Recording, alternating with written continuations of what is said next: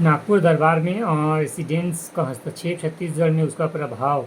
1829 ई में संधि के अनुसार सैद्धांतिक रूप से ब्रिटिश रेसिडेंट को भोसले शासन के हस्तक्षेप करने का अधिकार खत्म हो चुका था, किंतु रघुजी तृतीय के स्वतंत्र होने के बाद भी ब्रिटिश रेसिडेंट का प्रभाव बना रहा। छत्तीसगढ़ के अधीनस्थ जमींदार अभी भी रेसिडेंट अथवा अंग्रेजों शासन के प्रभाव से पूर्णतः मुक्त न हो सके थे। इस बात की पुष्टि खैरागढ़ एवं राजनांदगांव के जमींदारों भोसले शासन द्वारा कर विधि के खिलाफ रेसिडेंट को की गई शिकायत से होती है। इससे पता चलता है कि राजा का उसके राज्य पर सार्वभौमिक प्रभाव नहीं था। तटस्थ रेसिडेंट यह चाहता था कि उसे राज्य के राजस्व, वित्त, रक्षा एवं शासन की अन्य महत्वपूर्ण बातों का विश्वास विवरण मिलता रहे, ताकि वह शासन के दोषों को उचित समय पर सुधार के लिए राजा के सक्षम रख सके। इस नीति से दो लाभ हो सकते थे। प्रथम, ब्रिटिश शासन में भोसले शासन के गुरु दोष यथा समय ज्ञान होता रहे तथा राजा अंग्रेजों की सहायता से शासन में सुधार कर प्रजा हित की रक्षा कर सकेंगे। एवं द्वितीय, सुधार के बहाने रेसिडेंट का शासन में हस्तक्षेप बना रहे।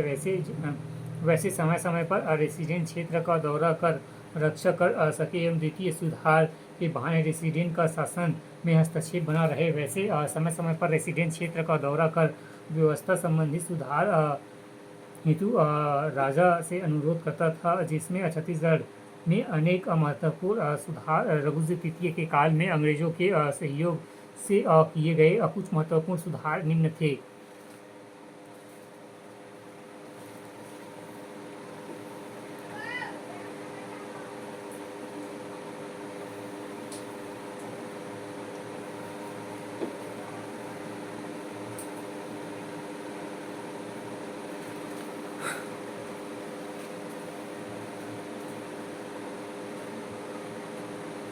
पहला, सती प्रथा का उन्मूलन। छत्तीसगढ़ में सती प्रथा विद्यमान थी। अंग्रेजों को यह प्रथा क्रूर और अमान्य प्रतीत हुई, इसलिए उक्त प्रथा की जानकारी होने पर ब्रिटिश रेसिडेंट ने नागपुर के राजा से यह आग्रह किया कि इस प्रथा के उन्मूलन हेतु भी आवश्यक कार्यवाही करे।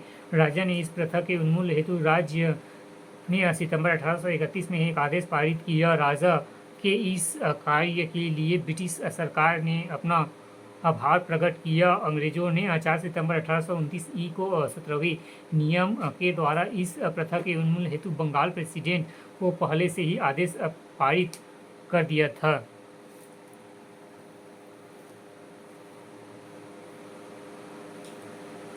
बस्तर व करौद कालाहांडी के नरबली प्रथा पर रोक। सामान्यतः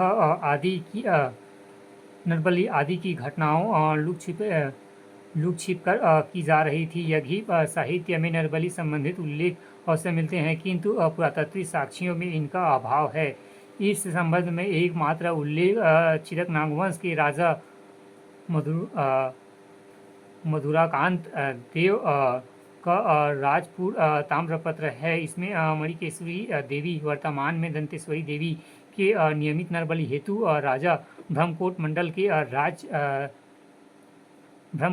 मंडल में जबलपुर से 35 किलोमीटर दूर नामक एक ग्राम में दान दिया गया था।